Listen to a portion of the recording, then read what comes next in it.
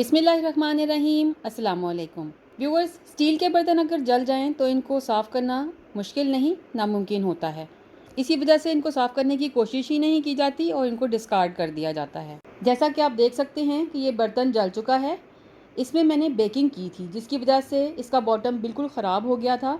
तो अब इसे मैं कुकिंग के लिए यूज़ ही नहीं कर रही, मगर इस टिप को यूज़ करने के बाद ये मेरा बर्तन दोबारा नए जैसा हो गया और मैं इसे अब दोबारा से यूज़ कर रही हूँ। तो चंद ही मिनटों में सस्ती सी चीज़ को इस्तेमाल करते हुए हम कैसे ख़राब बर्तन को बिल्कुल नए जैसा बना सकते हैं, ये टिप मैं आपके साथ शेयर करती हूँ। इसके लिए मैं 1 टीस्पून काला तेल इस्तेमाल कर रही हूँ। ये मार्केट से बहुत ही आसानी से मिल जाता है और बहुत सस्ता होता है। ये मैंने 150 रुपीज़ का मंगवाया था क्योंकि ये बहुत थिक होता है और सफाई करने में बहुत तेज़, इसलिए इसकी थोड़ी सी मिकदार भी बर्तन को साफ़ करने के लिए काफ़ी रहती है। इससे हम बर्तन को साफ़ तो ज़रूर करेंगे लेकिन उससे पहले हम अपने हाथों की हिफाजत करेंगे।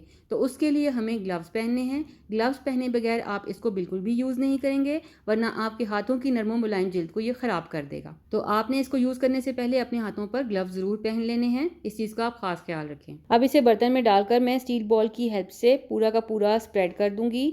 ये बहुत थिक होता है तो इसमें मैं थोड़ा सा पानी भी ऐड कर रही हूँ ताकि मैं इसको अच्छी तरह से लगा सकूँ। और मलने के बाद इसे 10 मिनट के लिए मैं रख दूंगी। 10 मिनट के बाद आप देख सकते हैं कि झाग का कलर बिल्कुल चेंज हो गया है। बर्तन पर जो भी दाग थे वो खुद ब खुद छूट रहे हैं।